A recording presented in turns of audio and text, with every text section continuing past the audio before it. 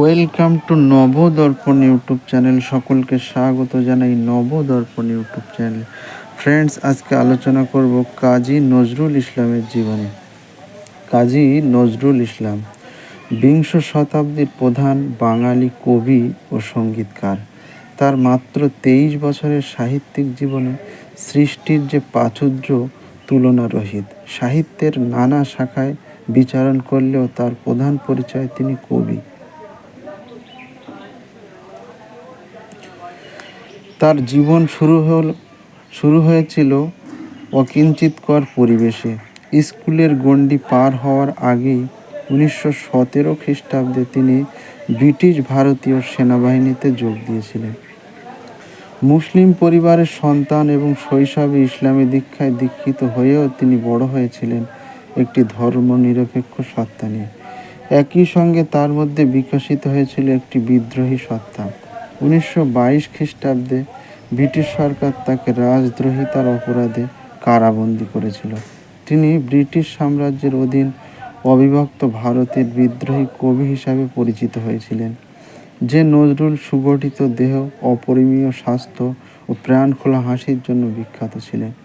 1942 খ্রিস্টাব্দে তিনি মারাত্মকভাবে স্নায়বিক অসুস্থতায় আক্রান্ত হয়ে পড়লে আকস্মিকভাবে তার সকল সক্রিয়তার অবসান হয়।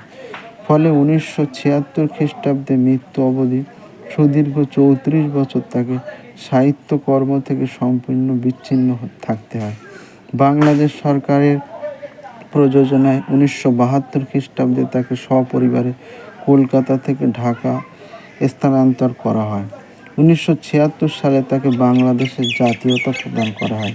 এখানেই তিনি মৃত্যুবরণ করেন। বিংশ শতাব্দীর বাঙালির মননে কাজী নজরুল ইসলামের মর্যাদা ও গুরুত্ব অপরিসীম। বাংলাদেশে তাকে জাতীয় কবি হিসাবে মর্যাদা দেওয়া হয়। তার কবিতা ও গানের জনপ্রিয়তা বাংলাভাষী পাঠকের মনে তুঙ্গি স্পর্শী।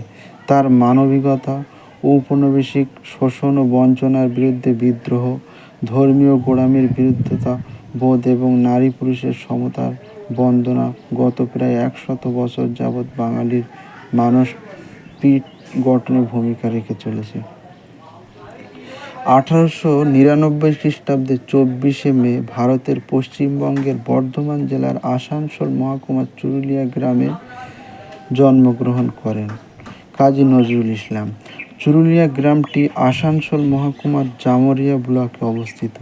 পিতামহ কাজী আমিনুল্লাহর পুত্র কাজী ফকির আহমেদের দ্বিতীয় স্ত্রী জাহেদা খাতুনের ষষ্ঠ সন্তান তিনি। তার বাবা ফকির আহমদ ছিলেন স্থানীয় মসজিদের ইমাম এবং মাজারের খাদেম।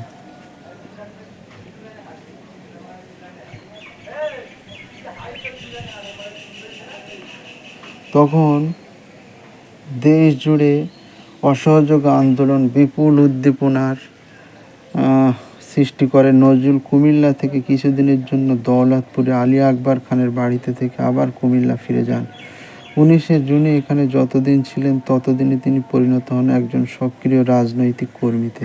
তার মূল কাজ ছিল শোভাযাত্রা, সভায় যোগ দিয়ে গান গাওয়া। তখনকার সময় তার রচিত সুরপিত গানগুলির মধ্যে এ কোন পাগল পথিক ছুটে এলো বন্দিনী মার আঙিনায়, আজ রক্ত নিশি ভরে, একই শুনি ওরে, মুক্তি কোলাহল, বন্দি শৃঙ্খলে প্রভৃতি। এখানে 17 দিন থেকে তিনি স্থান পরিবর্তন করেছিলেন। 1929 খ্রিস্টাব্দের নভেম্বর মাসে আবার কুমিল্লায় ফিরে যান। 21শে নভেম্বর ছিল সমগ্র ভারতব্যাপী হরতাল। এ উপলক্ষে নজরুল আবার পথে নেমে আসেন।